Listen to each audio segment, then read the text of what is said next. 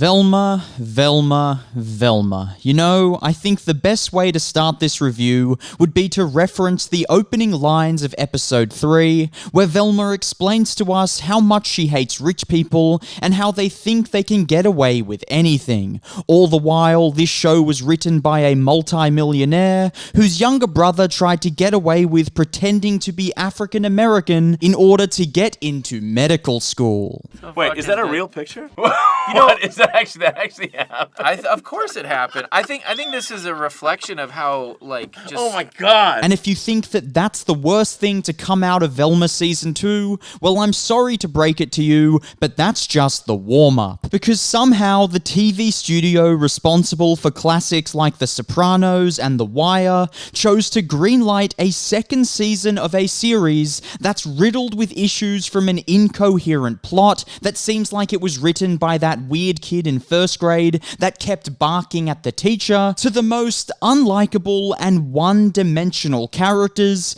to one of, if not the worst mystery story ever written. Because it hardly ever seems like they follow any of the clues and actually solve the mystery, and it feels more like the mystery just solves itself in front of them, and they didn't have to do jack shit. So I guess the first problem that we have to go over here is the plot.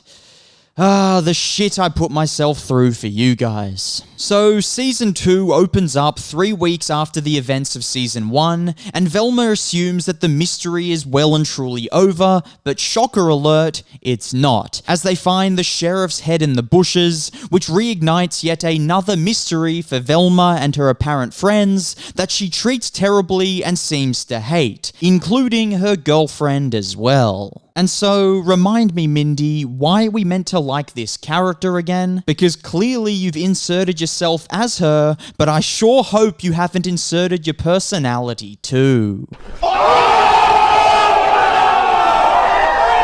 And so, getting back to the plot, it does seem similar to other Scooby-Doo plots and other mystery stories, as it seems simple and harmless, and surely they'll just investigate, follow the clues through its twists and turns, and eventually solve the mystery. But for some moronic reason, this show chooses to go down a million other side plots, which are all there to basically show us all the things that Velma, hates in this world, which includes things like rich people, religion, white people, men, police, mining, true love, friends apparently, politicians, and her mother's writing career.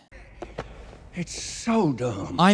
Damn, Velma, is there anything that you do actually like in this world? Because how on earth can you be happy in a world devoid of faith, love, friendship, and family? And all these hate-filled side plots just take you out of the main point of the story that you forget that you're even watching a mystery, and it feels more like you're watching an unfunny, hate-filled protest satire. And that's what leads to the second problem that I have with Velma Season 2, which is the attempt at social commentary or social reflection. Because it's perfectly fine to reflect power structures, religion, wealth, and race in a story. Hell, some of the best stories of all time did, like The Godfather, Dune, and the Lord of the Rings trilogy. But the difference between those great stories and whatever the hell Velma is that they didn't create stick figure, straw man characters of wealthy people and religious people, as they actually created fully formed, three-dimensional characters and tried to write the best argument for each, and then allowed those opposing arguments to play out against each other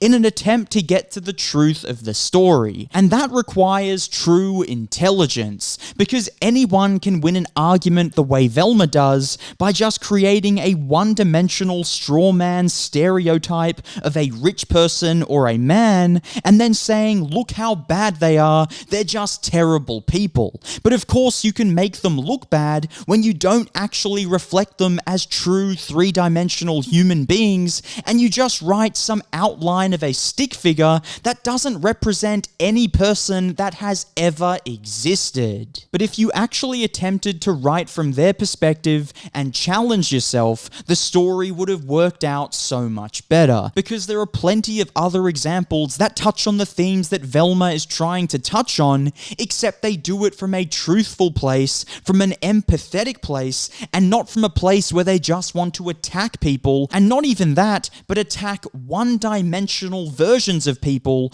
that don't reflect the truth of life in any way. And it's perfectly fine if you're not prepared to do that in a story, and I'm sure Velma doesn't require that, and if that's the case with you, then why didn't you just stick to the original Scooby-Doo and just create a fun, light-hearted mystery for kids? And if you wanted to race swap characters, then fine, go ahead, but don't try and make social commentary, and don't try and touch on very important and deep themes if you're not prepared to challenge yourself, challenge your own perspectives, and lead from a place of empathy rather than trying to attack people. But given how badly this show was written, it does beg one question. How in the hell was this show greenlit for a second season? Because when I call it the most hated show of all time, I'm not speaking out of my ass here. This show was genuinely one of the most hated shows,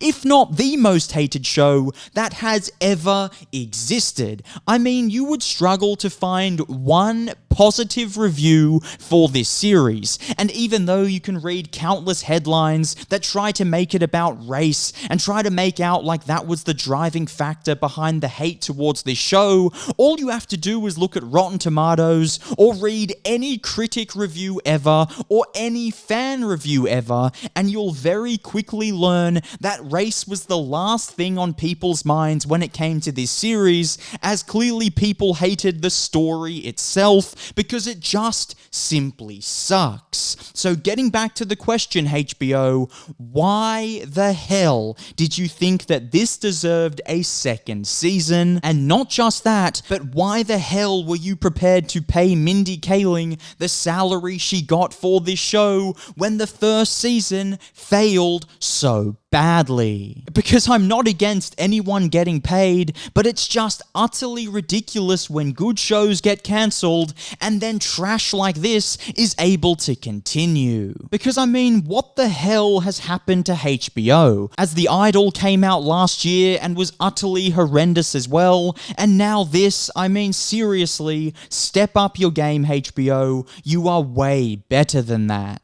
And so I guess that wraps up my review of Velma Season 2. However, I do have one more video coming out about this show, and that's going to focus more on the philosophy of modern entertainment and the philosophy driving a show like this even existing in the first place. So stay tuned for that video in the near future. But for now, thanks for watching, and I'll catch you next time.